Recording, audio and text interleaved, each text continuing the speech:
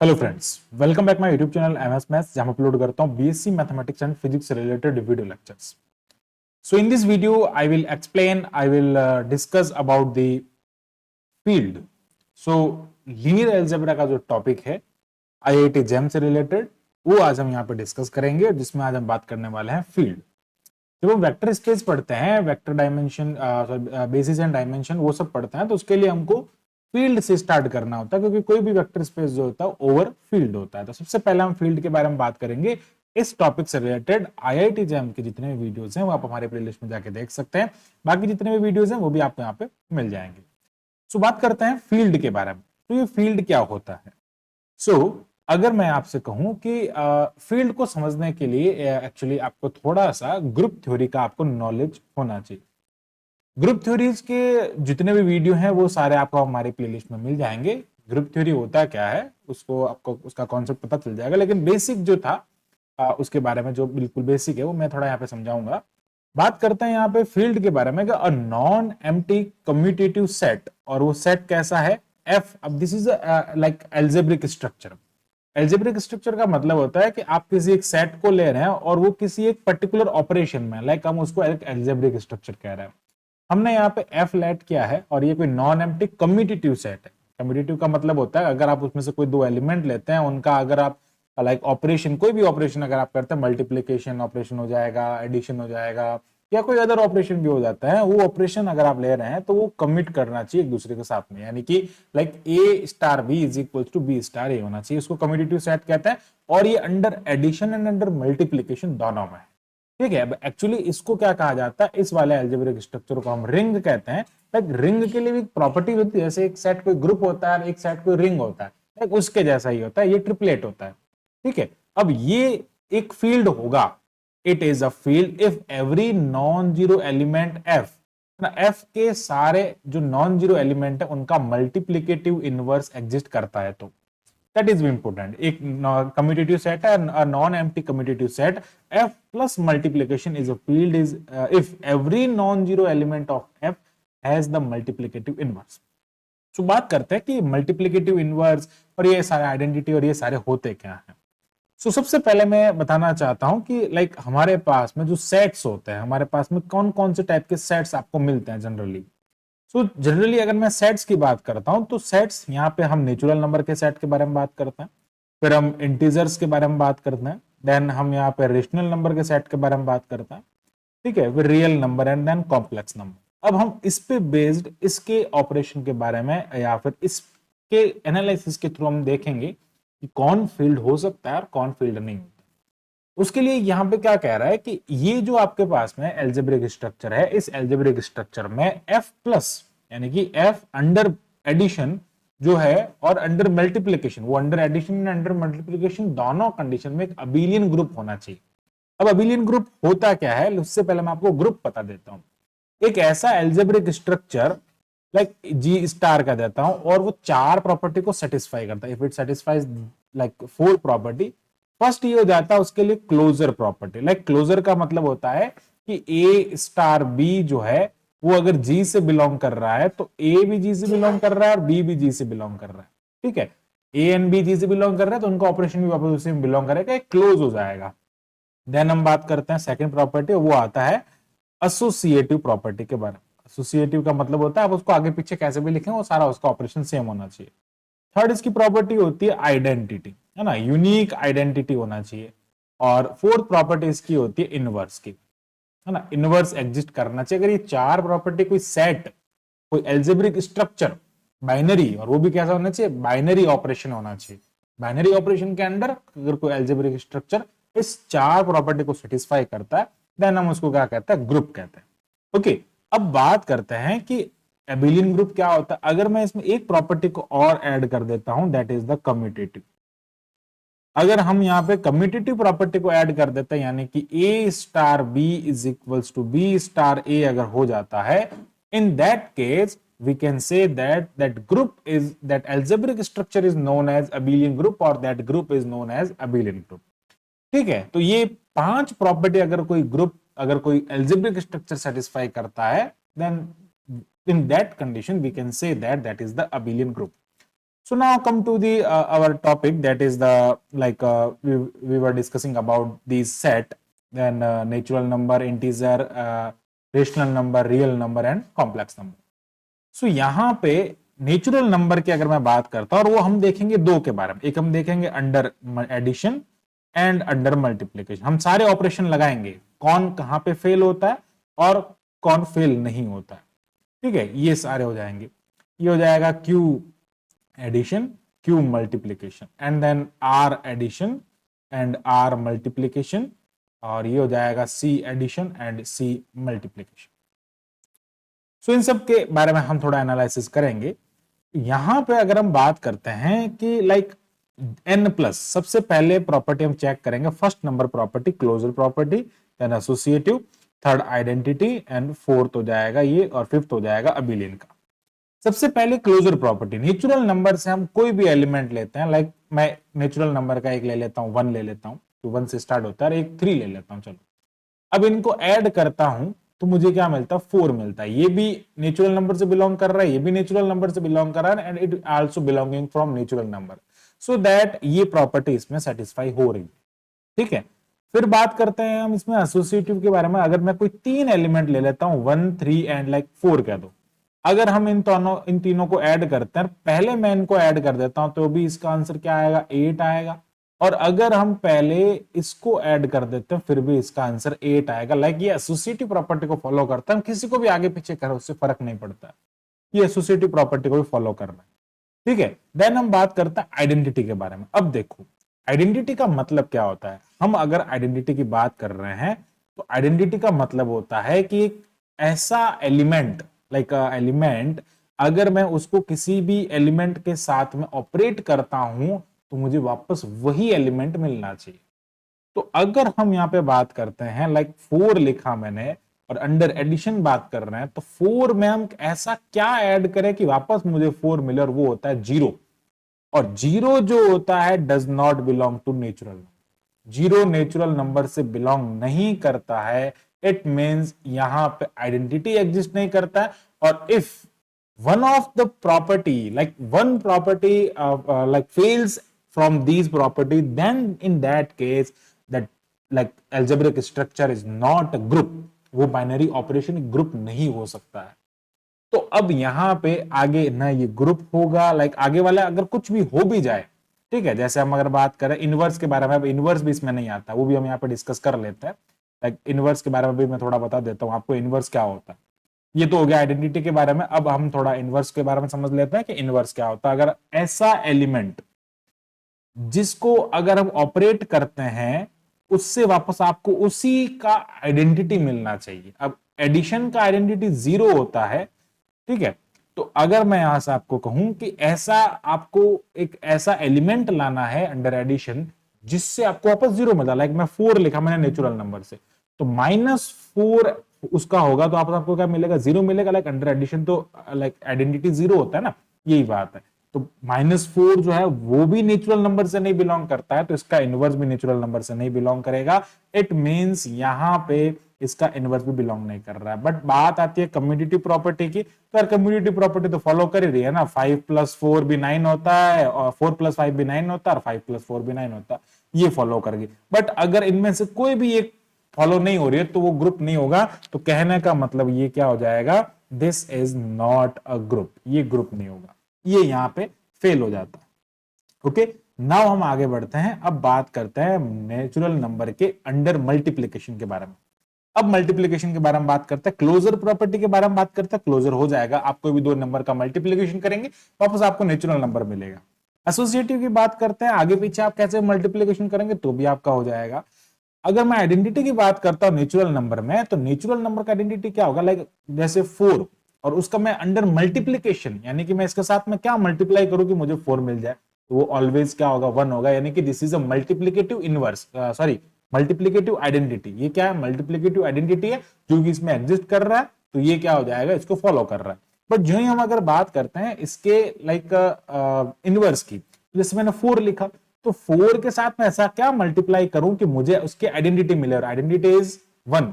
सो यहाँ पे हम 1/4 को अगर हम इससे मल्टीप्लाई करेंगे तो मुझे 1 मिलेगा, बट ध्यान रहे 1/4 टाइप के एलिमेंट इसमें बिलोंग नहीं करते हैं, इट मींस ये वाला स्ट्रक्चर भी यहाँ पे फेल हो जाता है, ठीक है। लाइक आगे अबिलियन तो इसमें हो ही जाएगा, तो उससे अपने को कोई मतलब नहीं। तो ये सारा बात हमने यहाँ पे देखा। तो ऑल ओवर हमको क्या यहां से समझ में आया कि ये भी एक ग्रुप नहीं होता है। तो ये जब ग्रुप नहीं होगा तो यार अबिलियन ग्रुप तो हो ही नहीं सकता, इट मींस ये भी फील्ड नहीं होगा, ये दोनों फील्ड नहीं होगा। आगे बढ़ते हैं, यहां पे हम बात करते हैं नेक्स्ट इंटीजर के बारे में। ओके, अब हम बात करते हैं इंटीजर के बारे में। सो इंटीजर का हम सबसे पहले अंडर एडिशन देख लेते हैं। अंडर एडिशन में क्लोजर प्रॉपर्टी की बात करता है तो वो इसको सेटिस्फाई कर जाता है। फिर बात करता है मल्टीप्लीकेशन में, वो इसको सेटिस्फाई कर जाता है। एसोसिएटिव में आगे पीछे कैसे भी मल्टीप्लाई करो, कैसे भी ऐड करो, वो हो जाएगा। आइडेंटिटी की बात करते हैं, इसका आइडेंटिटी एडिटिव आइडेंटिटी जो होता है ऑलवेज जीरो होता है, वो इसमें एग्जिस्ट करता है ना, इंटीजर में जीरो भी इंक्लूड होता है। और मल्टीप्लीकेटिव आइडेंटिटी 1 होता है, इंटीजर में 1 भी होता है, तो ये इसको भी क्या करेगा, सेटिस्फाई करेगा। लाइक ये 1 2 3 4 जो लिखा है ना, वो इसके अकॉर्डिंग है, ये यहाँ पे जो प्रॉपर्टीज लिखे इसके अकॉर्डिंग। देन बात आती है यहाँ पे इनवर्स के बारे में। So, अगर हम इनवर्स की बात करते हैं कि इनवर्स क्या होता है ना, एडिटिव इनवर्स जो होता है वो ऑलवेज क्या होता है, माइनस ऑफ ए होता है। लाइक 4 लिखा मैंने, तो 4 -4 करेंगे तभी तो मुझे एडिटिव आइडेंटिटी मिलेगा, यानी कि 0 मिलेगा। तो यहाँ पे माइनस टाइप का एलिमेंट भी इंटीजर में होता है, इसलिए क्या होगा, ये इसको सेटिस्फाई कर जाएगा। और अबिलियन ग्रुप लाइक कम्यूटेटिव है, कम्यूटेटिव भी हो जाएगा ना, 4 -5 करेंगे या 5 -4 करेंगे आपको, लाइक उसमें सॉरी 4 + 5 करेंगे या 5 + 4 करेंगे, आपको आंसर सेम मिलने वाला। तो ये सारी बातें आपको यहाँ पे ध्यान में रखनी है। आगे बढ़ते हैं, ये अब यहां से क्या पता चल रहा है कि ये जो है वो एक ग्रुप हो गया। अब ये क्या हो गया, ये एक ग्रुप हो गया, ये इस पूरी प्रॉपर्टी को सेटिस्फाई करता है। ओके, यहां पर हम इसको कर देते हैं अंडरलाइन। तो ये चीज आपको ध्यान में रखनी है। बट जो ही अगर हम बात करते हैं लाइक इसके बारे में, इसका अगर इनवर्स की बात करता है वो इसमें एग्जिस्ट नहीं करता है, बिकॉज इनवर्स की अगर मैं बात करूं तो इनवर्स कैसा होता है, यहां पे अगर कोई भी एलिमेंट ले लो, जैसे -4 ले लिया, -4 का एलिमेंट से आपको क्या मिलना चाहिए, 1 मिलना चाहिए, मतलब 1/-4 टाइप का कोई एलिमेंट आएगा, और इस टाइप का कोई भी एलिमेंट आपको यहाँ पे नहीं मिलेगा। तो ये क्या हो जाएगा, इसमें फेल हो जाएगा, लेकिन ये हो जाएगा। तो ऑल ओवर हमको क्या पता चला यहां से कि ये ग्रुप नहीं होता है, this is not a group, but ये होता है, ये चीज ध्यान में रखना। तो ये सारी बातें यहाँ पे आपको पता चलेगी। अब अगर मैं बात करते हैं आगे के सारे कॉन्सेप्ट के बारे में, अब देखो ये छोटे छोटे सेट्स थे, अब बड़ा सेट आ जाता है थोड़ा रियल नंबर, रेशनल नंबर का, तो यार उसमें ये दोनों प्रॉपर्टी सेटिस्फाई कर जाएगी, क्लोजर प्रॉपर्टी सेटिस्फाई होगी, एसोसिएटिव हो जाएगी, आइडेंटिटी दोनों में आ जाएगा, ठीक है। इनवर्स भी आ जाएगा ना, कि इनवर्स का टाइप क्या था यार, 1/1 टाइप का था ना, 1/a टाइप का ना, p/q टाइप के एलिमेंट इसमें होते हैं, तो ये भी हो जाएगा, देन ये भी हो जाएगा। तो कहने का मतलब ये एक ग्रुप हो जाएगा। सिमिलरली हम इसमें भी बात करते हैं, रियल नंबर जो होता है, रियल नंबर में कौन कंटेन करता है भाई, ये पूरा, ये जितने भी है ना, ये सारे रियल नंबर में कंटेन करते हैं। तो यार ऑब्वियस है ये सारे इसमें क्या हो जाएंगे, यहाँ पे सेटिस्फाई हो जाएंगे। तो ये बात आपको ध्यान में रखनी है। कॉम्प्लेक्स नंबर की बात आती है, तो कॉम्प्लेक्स नंबर जो होता है वो लाइक यूनियन होता है ना रियल नंबर का, तो वो भी आपको ध्यान में रखना है कि जितनी सारी प्रॉपर्टी वो सारी इसमें क्या हो जाएगी, यहाँ पे लाइक सेटिस्फाई कर जाएगा। तो ये इसके बाद वाले जितने भी है ना वो सारे ग्रुप होते हैं। तो इससे कंक्लूजन हमको यहाँ पे मिलता है कि ये जो n है ना, क्या ध्यान में आया हमको कि n प्लस है ना, n minus sorry n plus and n multiply है ना, एडिशन और माइनस में तो होता ही नहीं है कोई भी ग्रुप, ठीक है। फिर बात सॉरी एडिशन नहीं, सब्ट्रैक्शन एंड डिवाइड में, सब्ट्रैक्शन एंड डिवाइड में कोई भी ग्रुप नहीं होता है, ठीक है, ये बात ध्यान में रखना है। और दूसरा जेड माइनस जेड मल्टीप्लीकेशन, ये तीन तो कभी ग्रुप होते ही नहीं है, तो ये फील्ड में नहीं होंगे, ये बात आपको ध्यान में रखनी है। तो अब हम जो फील्ड के बारे में बात करेंगे, फील्ड कौन कौन हो सकता है, एक तो ये फील्ड हो सकता है, एक ये हो सकता है ना, ये हो सकता है, ठीक है, ये सारे क्या हो सकता है, फील्ड हो सकता है। तो ये बात आपको यहाँ पे ध्यान में रखनी है।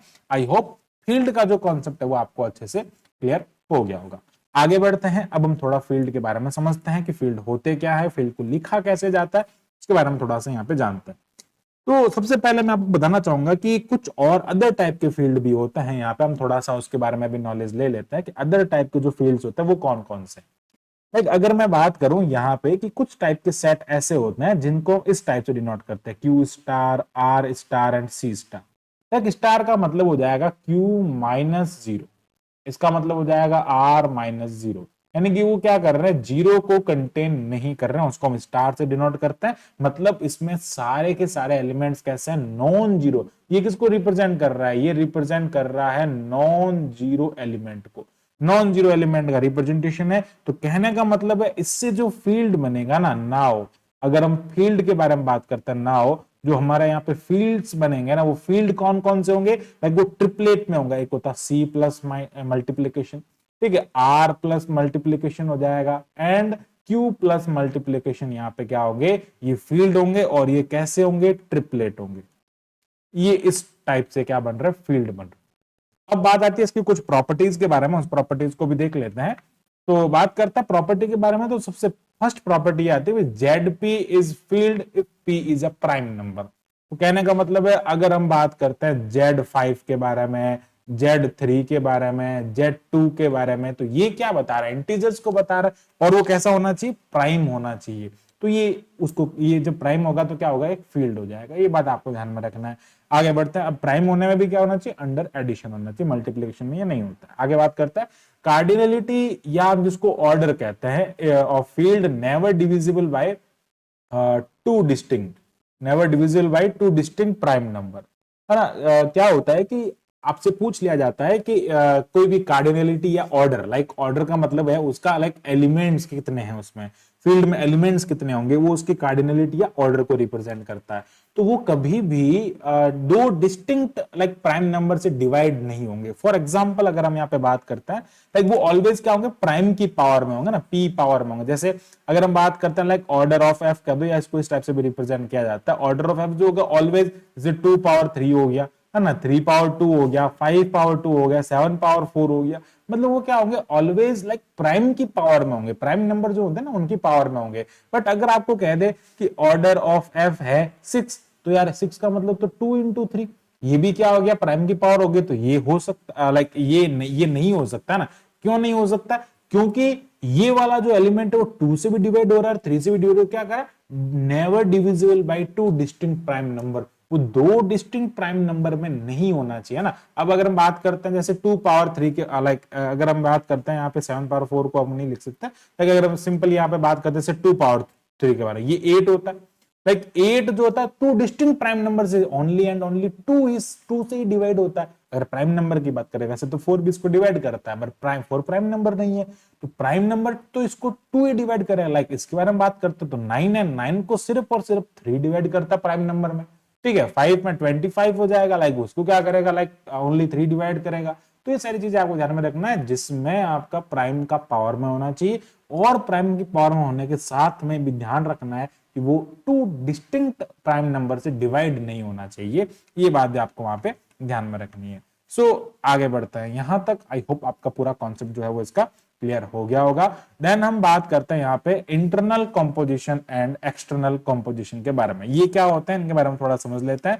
Internal composition like closure property, कहने का मतलब है अगर मैं कहूं नेचुरल नंबर से हमने कोई सेट लिया है, लाइक नेचुरल नंबर ले लो या इंटीजर ले लो, चलो इंटीजर ले लेते हैं ना। इंटीजर जैसे इंटीजर प्लस ये आपके पास में कोई अलजेब्रिक स्ट्रक्चर है, इसमें से कोई दो एलिमेंट लिए लाइक 4 एंड -3। अब अगर मैं इनको ऐड करता हूं तो मुझे क्या मिलेगा, 1 मिलेगा, ठीक है। अब देखो ये भी जेड से बिलोंग करता है, ये भी जेड से बिलोंग करता है, और ये 1 भी इससे बिलोंग करता है। तो कहने का मतलब है कि अगर आप दो एलिमेंट ले रहे हैं और वो किसी सेट से बिलोंग कर रहे हैं, तो उसका कंपोजिशन यानी कि उसका ऑपरेशन जो भी आप कर रहे हैं वो भी वापस किसमें होना चाहिए, उस सेट के अंदर होना, उसका रिजल्ट उसमें मिलना चाहिए, है ना। If A be a set such that A star B belongs to A where A B belongs to, है ना, A star B जो वो भी A से बिलोंग करना चाहिए, for every for all A and B belongs to A, ये भी आपको ध्यान में रखना है। तो उसको क्या कहते हैं, इंटरनल, है ना, अंदर का अंदर, इंटरनल कॉम्पोजिशन।